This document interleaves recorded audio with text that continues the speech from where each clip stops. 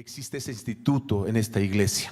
De verdad, es una bendición tremenda y una bendición tremenda la vida y la presencia de nuestro amado pastor César García, para ti y para mí de Dios. Dale un aplauso al Rey de Reyes por su vida, por favor, pastor.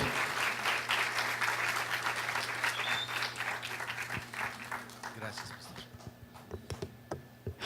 Gracias, líderes y pastores. Es un honor estar aquí.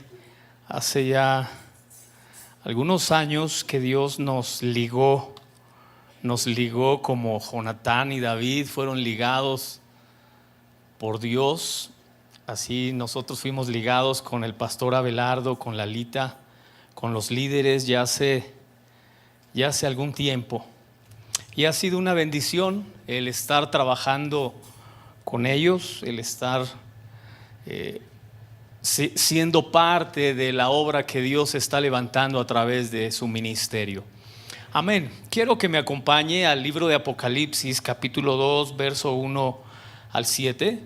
Quiero que hoy aprendamos cosas poderosas, cosas muy poderosas y necesarias para nuestro crecimiento. ¿Ya lo tiene? Apocalipsis capítulo 2, verso 1 al 7. Aquí siempre nos ayudan con el videoproyector y eso hace más ágil la lectura de la palabra. Sígame con su vista, yo le doy lectura en voz alta.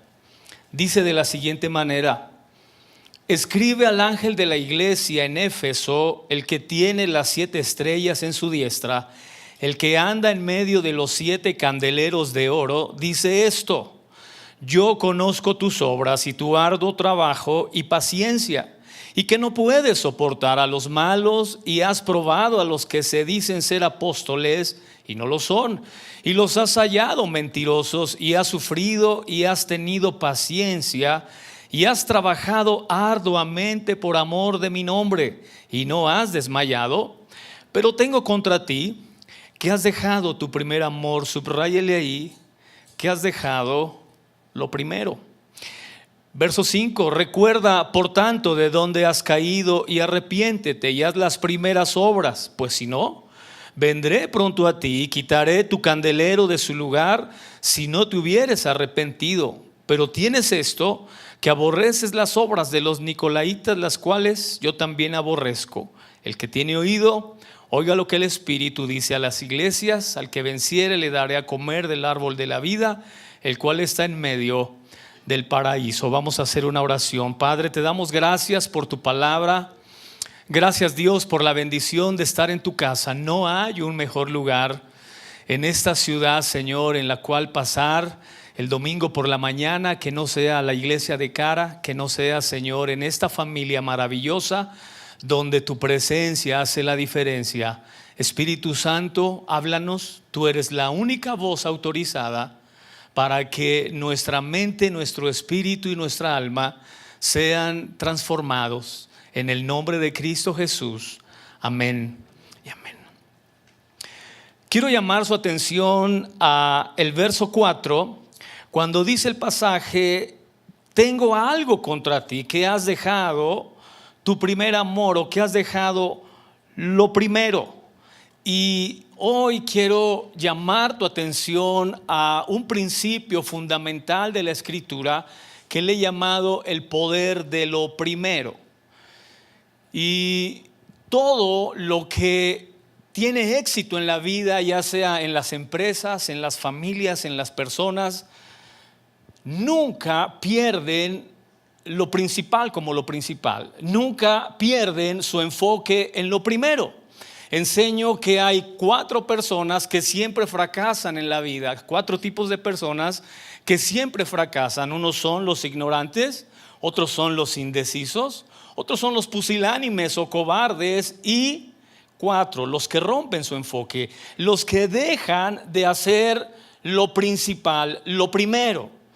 Y el pasaje que acabamos de leer es un desafío muy grande para entender que si quieres ir por la vida dando pasos sólidos, estables, seguros, tienes que tener muy claro lo que es lo primero en tu vida, lo que es tu prioridad, lo que es lo esencial, donde debe estar tu enfoque permanentemente. De lo contrario, vas a naufragar en cuanto a la fe, vas a naufragar en cuanto a las relaciones, vas a naufragar en la economía y en muchos aspectos de la vida vas a estar naufragando mientras que vas por la vida tratando de descubrir qué es lo primero, qué es lo principal. Dios está hablando a la iglesia de Éfeso. La iglesia de Éfeso se encuentra en una situación muy similar a la que nos encontramos hoy en día, con un entorno muy parecido. Está sumergida la iglesia en una presión básicamente de tres cosas: la presión interna, las presiones externas y la presión de la responsabilidad. Es precisamente lo que también el apóstol Pablo en algún momento le tocó vivir, el estar bajo las presiones. En griego, cuando el apóstol Pablo habla en 2 de Corintios 7:5 sobre lo externo y lo interno, habla de presiones exógenas y endógenas, es decir, la presión externa que el sistema nos impone a todos los que estamos teniendo nuestro enfoque en Dios, a todos los que tenemos una visión de la vida un tanto distinta al promedio de la gente.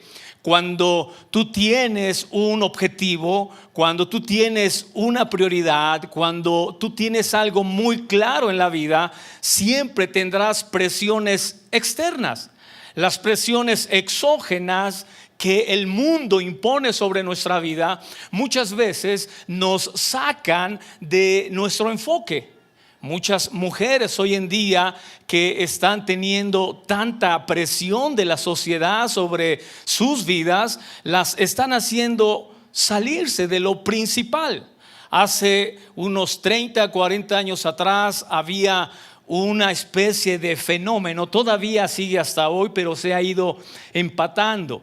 Se morían más hombres que mujeres, es decir, quedaban más mujeres viudas que viudos. Eso era abrumador en los años pasados. Hoy en día se va nivelando, y las razones del por qué antes existían más viudas que viudos, dicen los estudios que los hombres guardaban tantas cosas, se presionaban tanto, guardando en su ser interior, que se iban destruyendo internamente. Y entonces toda esa presión externa de la sociedad y de las circunstancias y del medio ambiente en el que vivimos, los hombres, mucho de ello lo vamos guardando, lo vamos atesorando en nuestro corazón, y eso no nos damos cuenta que va generándonos un daño interno terrible. Bueno, hoy en día la presión de la sociedad sobre las mujeres es tan alta como para los hombres. Entonces tienen que ser exitosas también, tienen que alcanzar muchas cosas también, tienen que ser mujeres muy, muy altamente productivas. Y entonces la presión social y económica sobre el hombre y la mujer es tan alto que nos va destruyendo internamente. Las presiones internas. ¿Cuántas veces las presiones internas también nos hacen romper nuestro enfoque?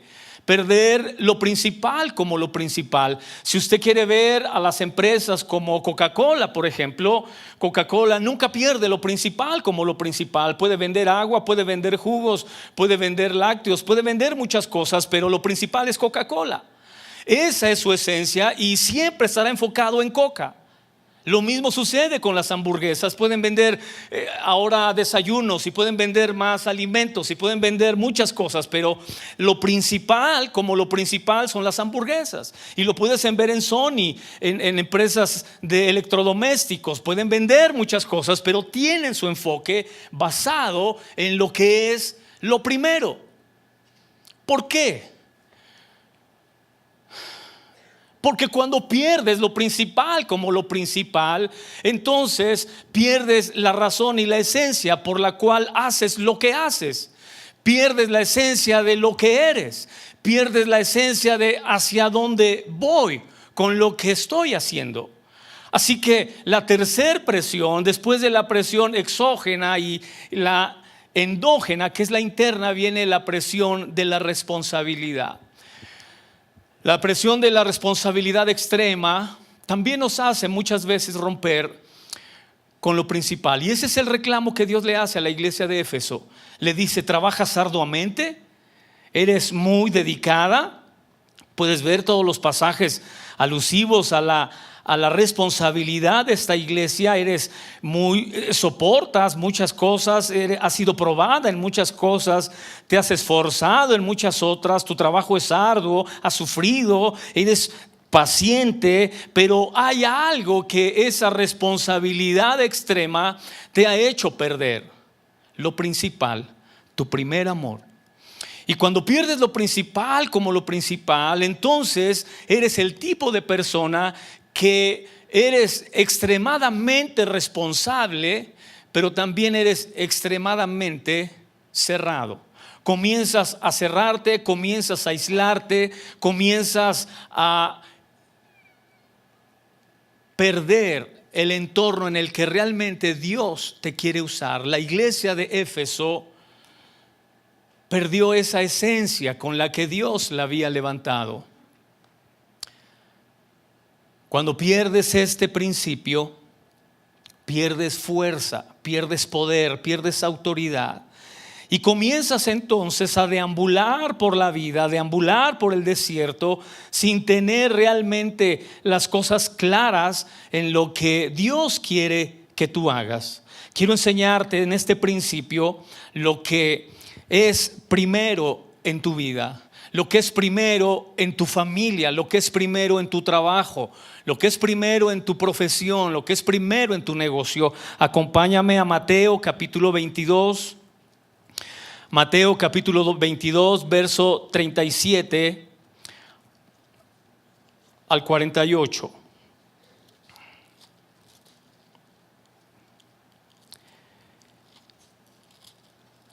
Dice la escritura así: Jesús le dijo: amarás al Señor tu Dios con todo tu corazón y con toda tu alma y con toda tu mente. Diga conmigo, esto es lo primero y gran mandamiento. Ese es el primero y gran mandamiento: amar al Señor tu Dios con todas tus fuerzas. Cuando Dios es lo primero en tu vida, entonces nada te faltará. Esa es la promesa del Salmo 23. Dice el Salmo 23: Jehová es mi pastor, nada me faltará. Cuando Dios es el primero en tu vida, no te faltará conocimiento. Cuando Dios es el primero en tu vida, no te faltará la fe. Cuando Dios es el primero en tu vida, no te faltará la esperanza. Amén. Y el mundo estará convulsionado, el mundo estará desesperado y tú estarás, dice la escritura, en pie bien firme. Amén. Cuando Dios es el primero, tienes la seguridad de que no importa la circunstancia que estés atravesando en la vida, Él tiene el control de todas las cosas. Se cuenta de unos turistas que iban en un barco y de repente la neblina bajó mucho, el barco iba muy rápido. Los turistas se preocuparon un poco porque no se veía a 1 metro de distancia y fueron con un marinero que andaba ahí. Le dijeron: oiga, puede decirle al capitán que disminuya un poco la velocidad, el barco va muy rápido y no se ve nada, no sabemos qué está pasando más allá de la neblina. Y el marinero le dijo: señor, el capitán está sentado allá arriba, él está viendo más allá de la neblina. Donde él está no hay neblina, él está viendo más allá. Y cuando tú tienes a Dios en primer lugar, Él está sentado en su trono viendo tu futuro, que no falte absolutamente nada en tu destino, nada. Amén. Si le va a dar un aplauso a Dios, déselo fuerte.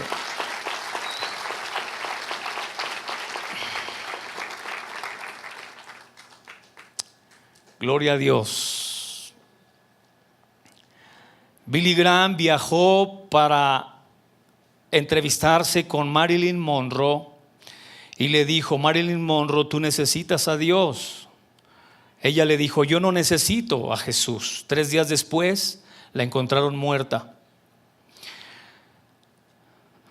Los constructores del Titanic dijeron: ¿y Dios puede hundir este barco? Unas semanas después se hundió. La madre de aquella muchacha que se fue de paseo, que le dijo a su hija: que Dios te acompañe. La hija le dijo: pues tendrá que irse en la cajuela porque aquí no hay lugar. Unas horas después se accidentaron y murieron todos.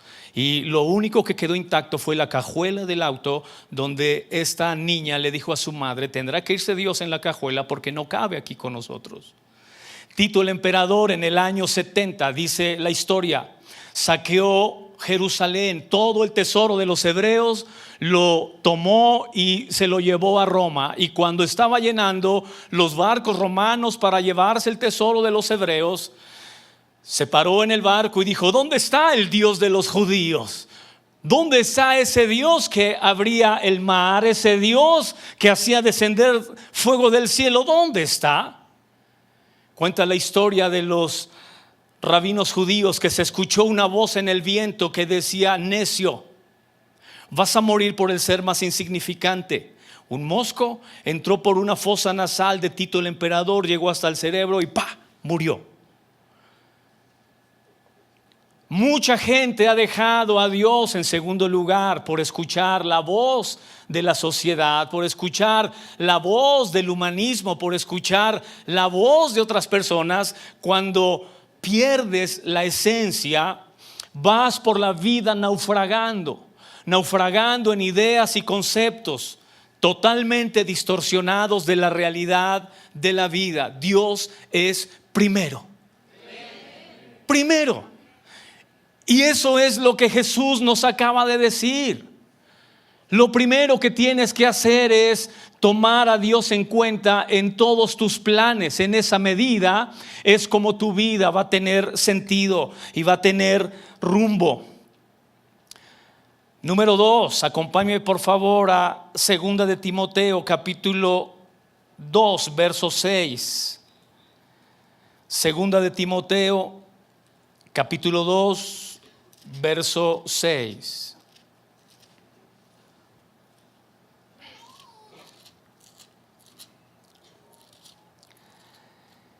Y es el apóstol Pablo el que está hablando en este pasaje. El labrador, para participar de los frutos, ¿debe qué? Primero trabajas, luego cosechas. Diga conmigo: primero es el trabajo. Pero ese no es el problema. El problema es que el 90% de las personas no trabaja, solo está ocupada. Hay una gran diferencia entre trabajar y ocuparte. Hay una gran diferencia entre ganarte la vida y trabajar. La mayoría de las personas busca la manera de ganarse la vida, pero no está trabajando. ¿Qué es trabajar? Es cuando realmente eres efectivo en lo que haces. Cuando eres efectivo en lo que haces, tiene que ver con algo muy importante que si después consigue la enseñanza de la reunión de las 12 lo va a entender. Porque en la reunión de las 12 quiero hablar sobre la importancia de solucionar problemas en la vida. Es la remuneración que tú tienes cuando solucionas problemas. La única manera de poder trabajar es descubrir tu propósito en la vida. ¿Cuál es tu propósito? ¿Para qué estoy aquí? ¿Por qué mido 1,70? ¿Por qué soy delgado? ¿Por qué soy llenito? ¿Por qué mis habilidades mentales tienden a estas preferencias? ¿Por qué estudié tal o cual carrera? ¿Por qué crecí en esa familia? ¿Por qué crecí en México, no en Europa o en Estados Unidos? ¿Por qué pertenezco a esta etapa de la historia? ¿Por qué no viví en los periodos del Renacimiento o un periodo del futuro? ¿Por qué? Y cuando descubres tu propósito, entonces tu trabajo será efectivo. Y entonces comenzarás a tener la cosecha real de lo que tú estás trabajando. Mucho de lo que tenemos es solo el resultado de cosas en las que estamos ocupados. Y es necesario ocuparnos, claro, es mejor que nada, sí. Pero lo ideal es descubrir tu propósito. Primero, iglesia, es trabajar. Mucha gente va por la vida quejándose de por qué hay personas que con una hora de trabajo obtienen lo que una persona obtiene toda la semana. Hay una respuesta muy sencilla: resuelven problemas diferentes el uno del otro. Y lo más probable es que una persona esté resolviendo un problema que le remunera tanto porque es efectivo en lo que hace. Y los demás solo se ocupan. Solo buscamos la manera de ganarnos la vida. El plan y el propósito de Dios es que entendamos la importancia del trabajo como algo principal, pero en el contexto de Dios, no en el contexto del mundo. En el contexto de Dios, no en el contexto de una sociedad que busca meramente ocuparnos y darnos una actividad de cómo mantenernos. Dios, a través de toda la Biblia, siempre desafió a su pueblo y después a la iglesia a descubrir la razón por la cual existen, la razón por la cual eres como eres.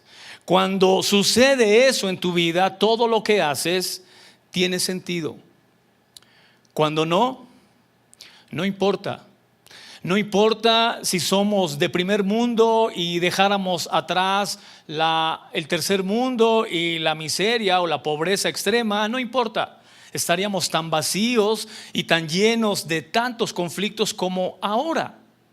Está demostrado que los países de primer mundo no son lo que nos hicieron creer que eran. Están tan vacíos, están tan aislados de una vida plena que van por la vida autodestruyéndose. ¿Quiere que le dé datos?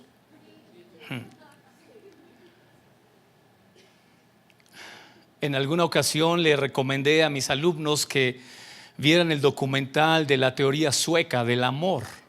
Los suecos dejaron el tercer mundo desde los años 80 y pasaron a primer mundo. Pero los suecos terminan solos, siendo millonarios, terminan solos, su riqueza termina en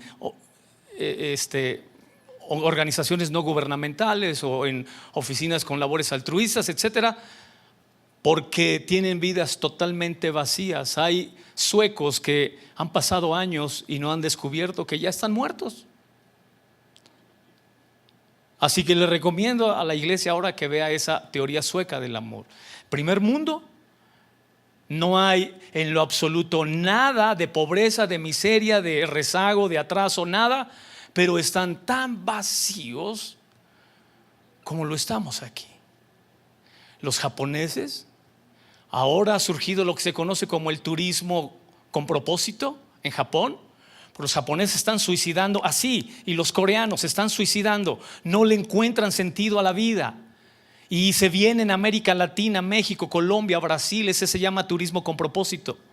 Vienen los japoneses a convivir con gente como nosotros, que tenemos un nivel de vida muy bajo, pero hasta cierto punto relajado o cálido. Imagínense los japoneses, los coreanos. Los niños crecen sin tener un abrazo de un padre porque ellos no se tocan el cuerpo, ellos se saludan así. ¿Te puedes imaginar salir con tu novia y saludarte así? Jamás en México, ¿verdad? ¿Qué vas a salir con la novia y le vas a hacer así? Si lo que te faltan son manos y no. Pero los japoneses, los niños crecen sin contacto físico, sin aprecio. Así que lo que hace el turismo con propósito es que los traen aquí, los suben al metro y a ver si no los tocan. Primer mundo es una falacia, es una mentira. Iglesia, Dios es primero. Primero es el trabajo, pero el trabajo con propósito. El trabajo que Dios quiere que tú desarrolles. Amén.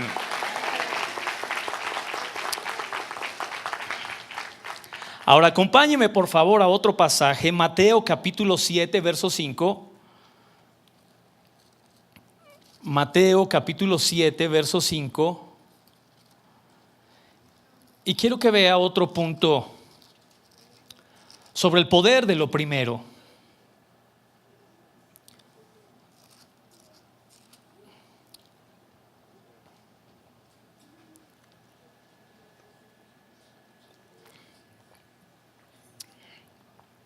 Dice así: hipócrita, saca primero la viga de tu propio ojo y entonces verás bien para sacar la paja del ojo de tu hermano. ¿Qué es primero? Diga conmigo: examinarnos. Primero es examinarnos. Primero saca la paja de tu ojo.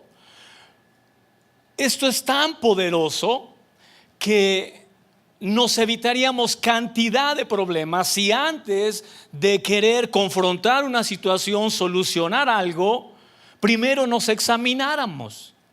Ese es el principio también cuando participamos de la mesa del Señor.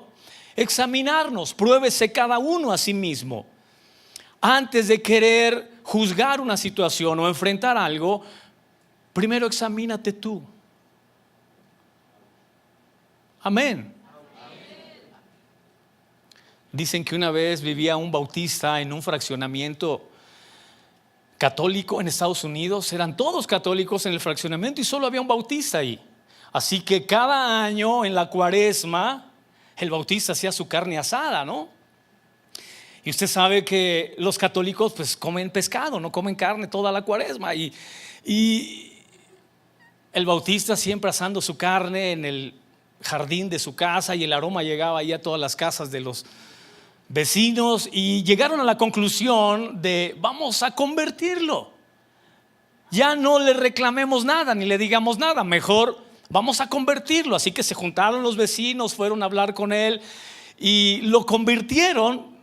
Así que mandaron traer al cura para convertir a este bautista en católico. Y llegó el cura y le empezó a echar agua en la cabeza y le dijo: naciste bautista, viviste como bautista, pero ahora eres católico. Al siguiente año, igual en la Cuaresma, de repente comenzó el humo de la carne asada. Dijeron los católicos: este amigo no entendió, ya se convirtió, vamos a ver qué está pasando con él. Y fueron a verlo y se asomaron a su jardín y estaba con su carne asada en la parrilla, echándole agua, diciendo: naciste vaca, viviste como vaca, pero eres pescado, le dijo.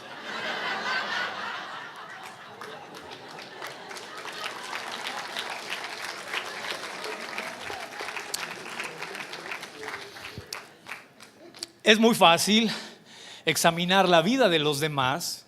Examinar tu propia vida es distinto. Es muy fácil examinar y juzgar lo que hacen los demás. Hacerlo con la nuestra es difícil. Pero déjame decirte algo: si hay una manera de poderlo hacer, es a través de la palabra de Dios. El apóstol Pablo dice que la palabra de Dios es como un espejo. Porque muchas personas, su manera de examinarse es comparándose con los demás. Es decir, no soy muy buen cristiano, pero no soy como el vecino de al lado. Está bien, no soy tan bueno, pero no soy como mi compañero en el trabajo. Él es peor que yo. Y mucha gente, esa es su manera de examinarse. Pero la Biblia dice que tenemos que hacerlo a través de la palabra de Dios. Este es nuestro espejo. El estándar no es ni siquiera los pastores o los líderes. Ellos nos modelan cualidades de carácter, ellos nos modelan principios de la palabra de Dios, pero el espejo es la Biblia. Y cuando tú te examinas a través de la palabra de Dios, entonces estás teniendo una visión real, correcta de la realidad. Esa es la realidad. Cuando lo hacemos a través de las personas, no estás siendo objetivo, No estás viendo tu realidad, estamos viendo lo que nos conviene, lo que nos gusta, lo que creemos que es mejor, pero ese no es el mundo real que nos enseña la palabra de Dios.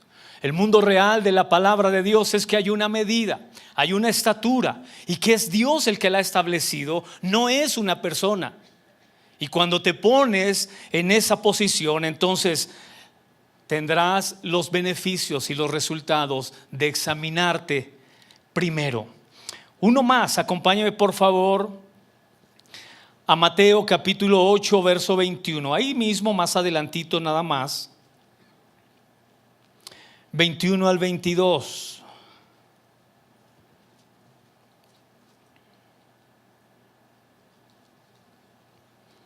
Otro de sus discípulos le dijo: Señor, permíteme que vaya primero y entierre a mi padre. Jesús le dijo: sígueme, deja que los muertos entierren a sus muertos.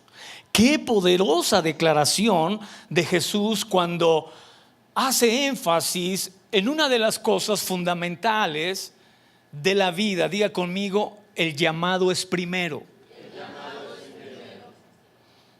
El llamado de Dios es primero.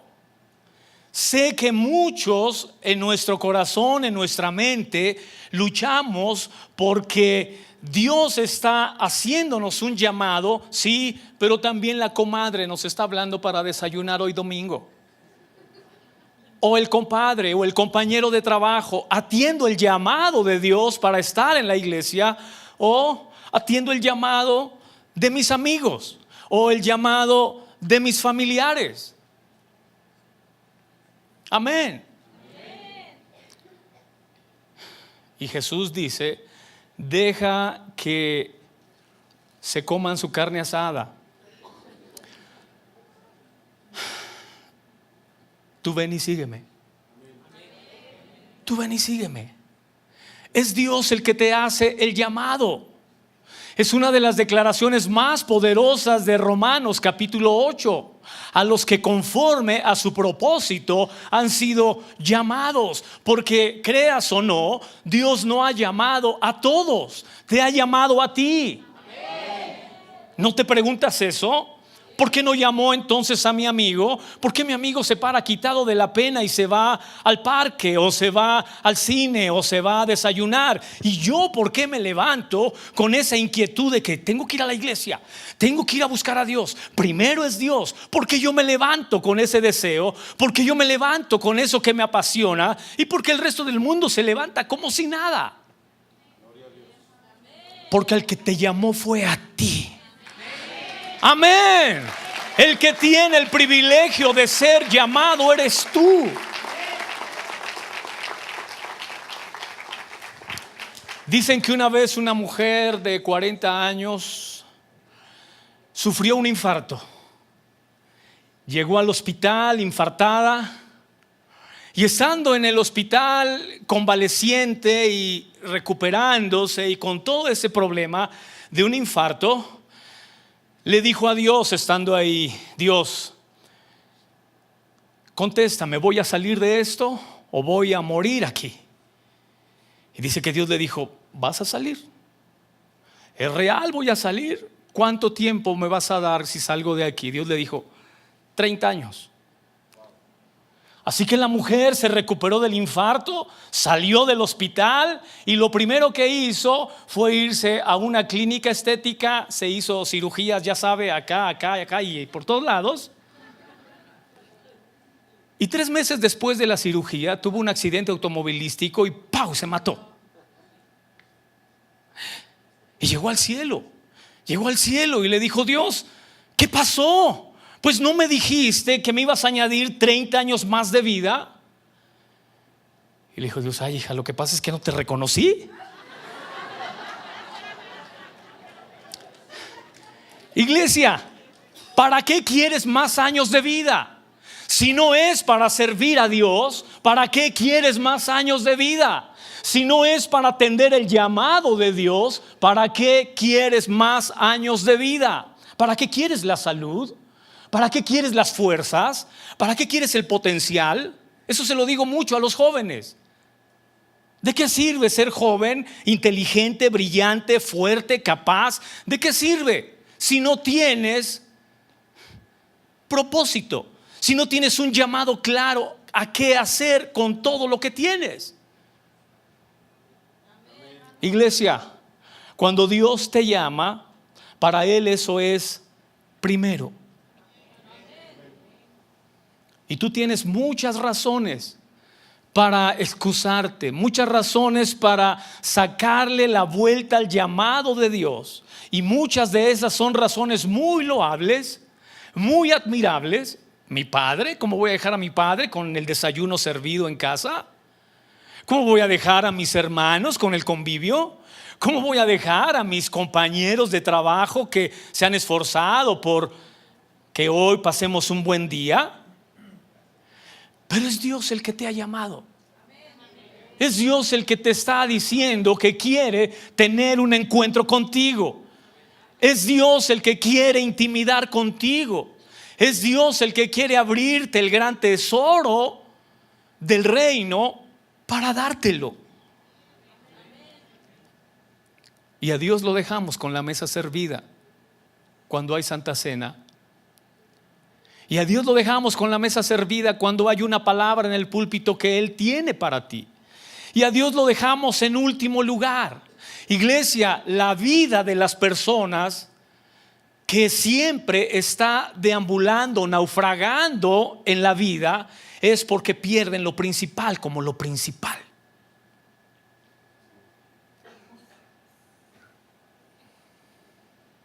Si pierdes lo principal como lo principal, estás a un paso de fracasar, ya sea en una relación de pareja, ya sea como padre, ya sea como ciudadano, como profesionista, como hijo de Dios, como parte de una sociedad. Cuando perdemos lo principal, entonces todo se derrumba y se viene abajo.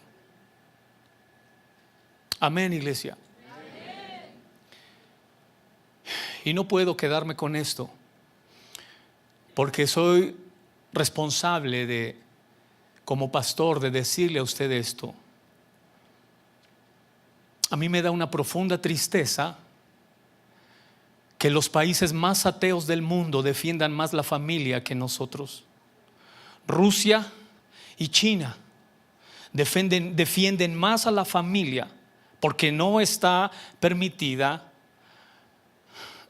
las parejas disparejas, para no incomodar, porque ahora uno tiene que medir las palabras.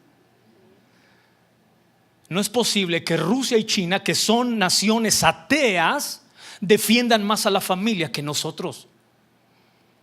Que tenemos que defender a la familia, a los niños. Que los niños no puedan tener la facultad de decidir cuando sean adultos qué quieran ser, porque desde niños tienen que ser direccionados hacia una vida alternativa que no es el diseño de Dios.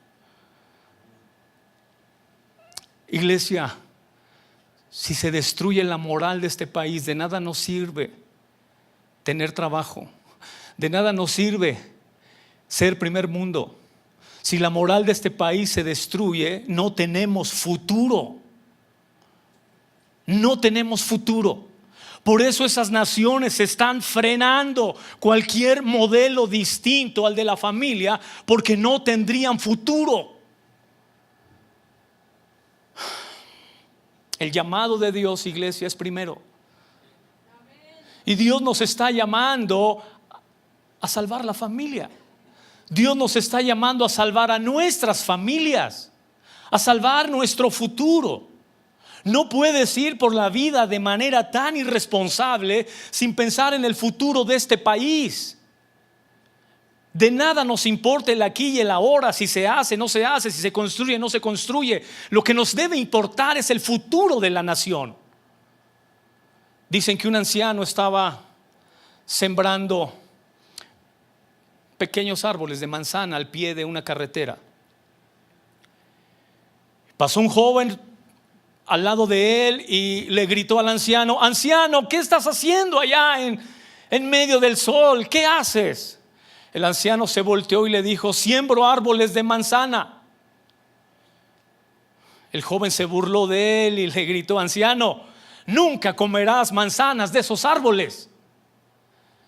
El anciano le gritó al joven: yo nunca comeré tal vez manzanas, pero alguien comerá. Alguien comerá manzanas de esos árboles. Alguien comerá del llamado que tú estás atendiendo hoy de Dios.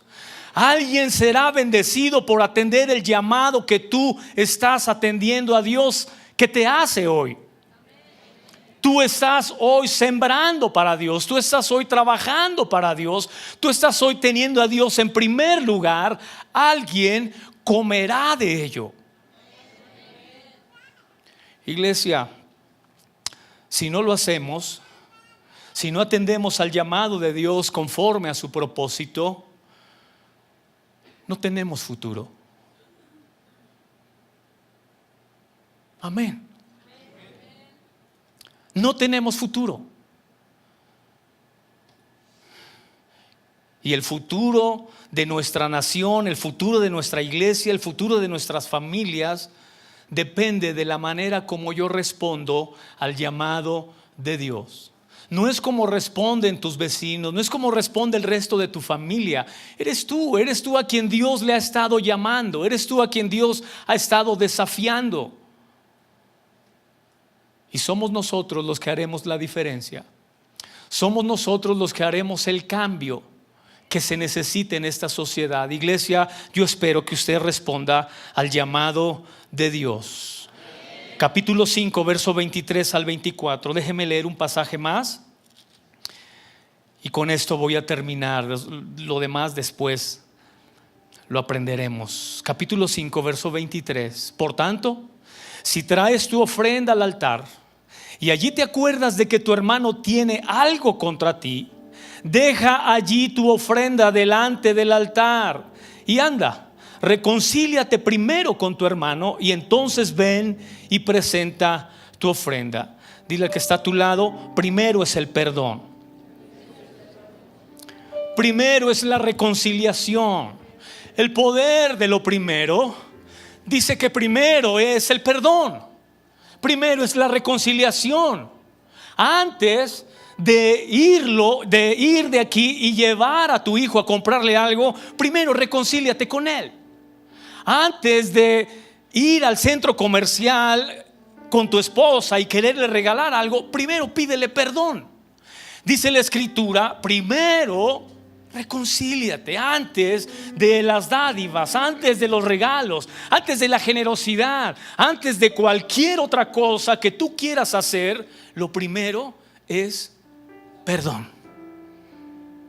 Lo primero es la reconciliación. Iglesia, si hay algo que produce relaciones falsas, la falsificación de las relaciones, no es más que ir por la vida creyendo y pensando que todo está bien cuando no está bien, solo por el hecho de que la persona que está a tu lado no te dice nada. Solo por el hecho de pensar que las personas que están con nosotros ya tienen tiempo, nunca nos han reclamado nada. Pensar que está bien no es suficiente. Yo le digo siempre a los papás que le decimos a nuestros hijos que los amamos, le digo: ¿pero realmente él se siente amado? Tú le puedes decir a tu hijo que lo amas, ¿pero realmente él se siente amado? La mayoría se sienten usados. Y es inmoral, dijo el filósofo, es inmoral amar las cosas y usar a las personas. Primero es la reconciliación. Primero es el perdón. Cuando hacemos esto, iglesia, desatas el poder de Dios sobre tu vida.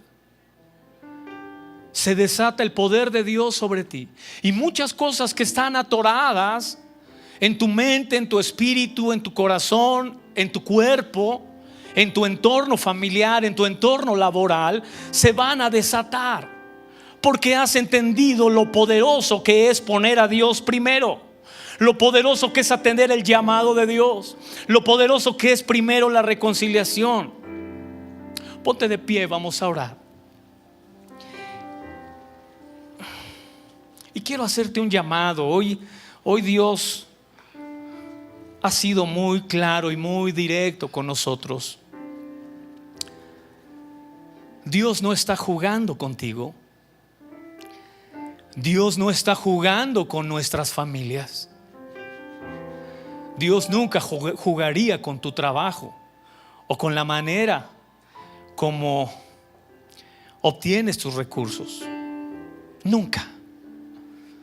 Dios es bueno todo el tiempo. Y todo el tiempo quiere lo mejor para ti. Su llamado de Él para ti hoy es que lo pongas primero. Y si tú hoy quieres poner a Dios en primer lugar antes que cualquier otra cosa en tu vida y en todas las áreas de tu vida, quiero invitarte que salgas de tu lugar, vengas aquí adelante rápidamente y me dejes hacer una oración por ti.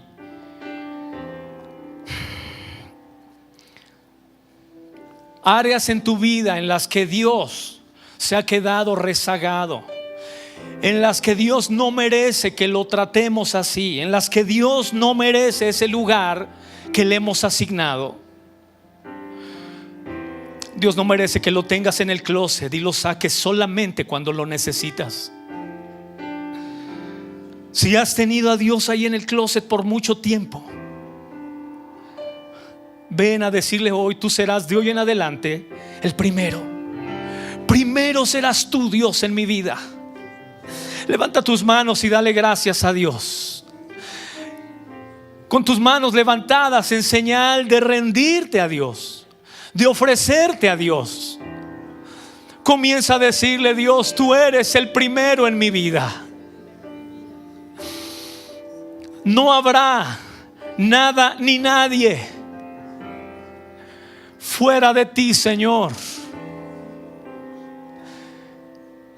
que ocupe el lugar que tú mereces. Ofrécele el trono de tu corazón. Dile: Dios, ven y toma el trono de mi corazón. Tómalo, Señor. Tómalo en el nombre de Jesús, en el nombre de Cristo. Tú eres ahora, Señor, la razón, el motivo de mi existencia. Tú serás mi consejero, tú serás mi guía. Tú serás, Señor, mi médico. Tú serás mi abogado. Serás mi fuerza, serás mi esperanza.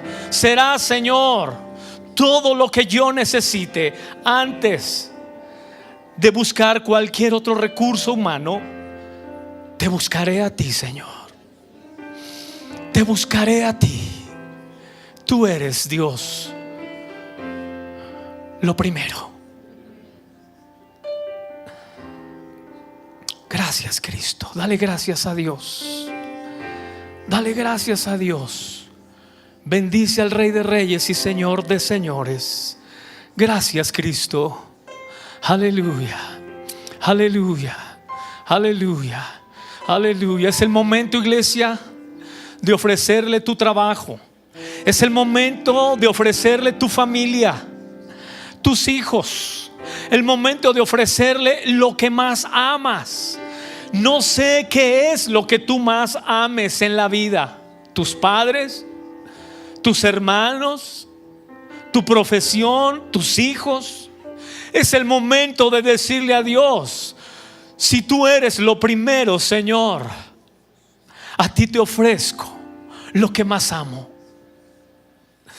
Primero es para ti, Señor, antes que sea para alguna otra labor, para alguna otra persona, para alguna otra actividad, para alguna otra etapa de la vida. Primero, Señor, es para ti.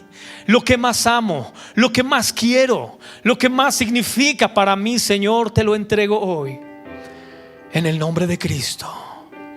En el nombre de Cristo. Gracias, Dios. Gracias por tu bendición esta mañana. Gracias, Señor, por tu cuidado permanente sobre nuestra vida. Aleluya. Quiero pedir a las personas que por primera vez hoy nos acompañaron, Si me permiten orar, ya solamente los que vinieron por primera vez, levante su mano por favor y permítame hacer una oración con usted.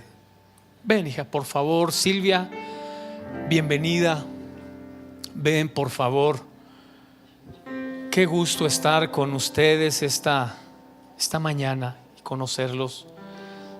Nosotros creemos siempre que Dios tiene un propósito, porque ustedes están aquí por el que yo estoy aquí. Y hoy Él lo va a cumplir.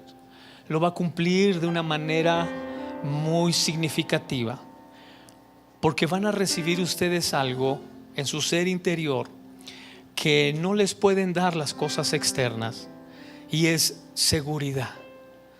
Las cosas externas nos ofrecen muchas oportunidades, muchas cosas bonitas, pero no dan lo esencial, que es la seguridad que Dios da en nuestro corazón, de que Él está con nosotros. Repitan conmigo esta oración.